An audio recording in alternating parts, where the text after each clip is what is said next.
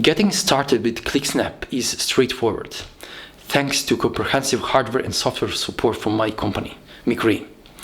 Here's how to build your prototype in a snap. Just go to mikroe.com/shop and select clipboards. Then filter out all the ClickSnap enabled clipboards and acquire clipboard of your interest. Then go to products, then Necto, then download, install and log into this IDE and download already made code example for the clipboard you acquired. After that, you would develop your prototype by utilizing the whole clipboard. Develop final embedded product by snapping the main sensor silicon out of the clipboard and place it into real product.